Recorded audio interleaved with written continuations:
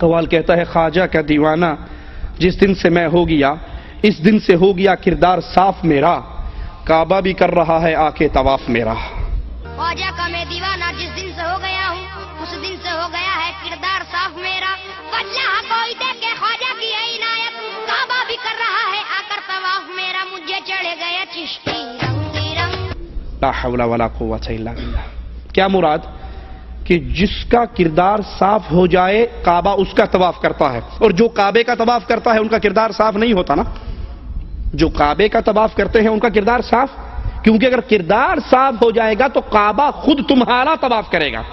حشت بہشت ایک کتاب ہے جس کے اندر رابعہ بصری کا قصہ لکھا ہے کہ رابعہ بصری ایک پیر صاحب جب دین کی طرف آئے 2 قدم چلتے 2 رکعت پڑھتے، 2 قدم چلتے 2 رکعت پڑھتے، پتہ نہیں کتنے سال تک چلتے چلتے مکہ شریف پہنچے۔ جب بیت اللہ میں داخل ہوئے تو آگے بیت اللہ ہی نہیں تھا۔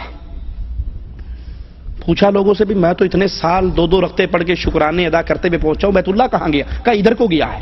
پیچھے پیچھے گئے، دیکھا تو جنگل کے اندر رابعہ بصری درخت سے ٹیک لگا کر بیٹھی اور بیت اللہ اس کا طواف کر رہا۔ پوچھا رابعہ بصری بڈھی یہ کیا کرتی ہے؟ کہا سن، تو کعبے کی نیت سے آیا تھا، تجھے کعبہ نہیں ملا، میں اللہ کی نیت سے آئی تھی تو اللہ نے خود کعبے کو میرے پاس بھیج دیا۔ خواجہ کا دیوانہ جس دن سے میں ہو گیا اس دن سے ہو گیا کردار صاف میرا، کعبہ بھی کر رہا ہے آ کے طواف میرا۔ جب ان کے کہتے بقول ان قوالوں اور صوفیوں کے جب کردار صاف ہو جاتا ہے تو کعبہ ان کا طواف کرتا ہے، جب تک کردار صاف نہیں ہوتا یہ کعبے کا طواف کرتے ہیں۔ ابراہیم خلیل اللہ کا کردار صاف تھا یا نہ تھا؟ انہوں نے کعبہ بنا کے طواف کیا یا نہ کیا؟ اسماعیل علیہ السلام نے کیا، محمد علیہ السلام نے کیا، آپ کے صحابہ نے کیا، نعوذ باللہ ان میں سے کسی کا کردار صاف نہیں تھا؟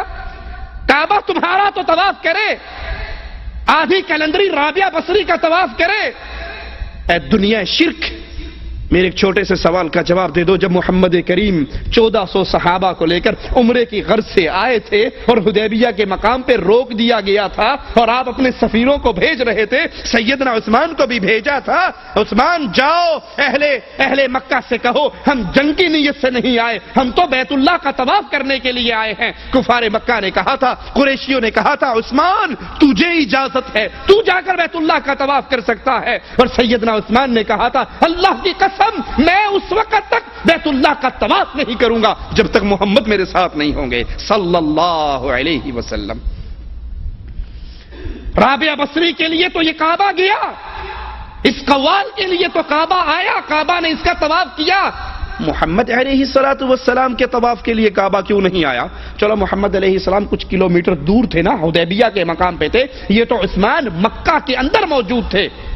اور ان سے بڑھ کر کردار کس کا صاف ہوگا؟ جس کو رسول کریم نے بے بہا مرتبہ کہا تھا، اور ایک مرتبہ تو یہاں تک کہا تھا قد یا عثمان ما ضر عثمان ما عمل بعد اليوم قد، آج کے بعد جو جی میں آتا ہے کرو، تیری جنت کی گارنٹی ہو گئی ہے۔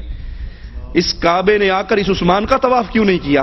کہ عثمان انکار کر رہے ہیں میں اپنے نبی کے بغیر طواف نہیں کروں گا، تو کعبہ خود ہی طواف کر لیتا کہ تو میرا نہ کر میں تیرا کر رہا ہوں، درجہ بلند ہو گیا۔ انا للہ و انا الیہ راجعون۔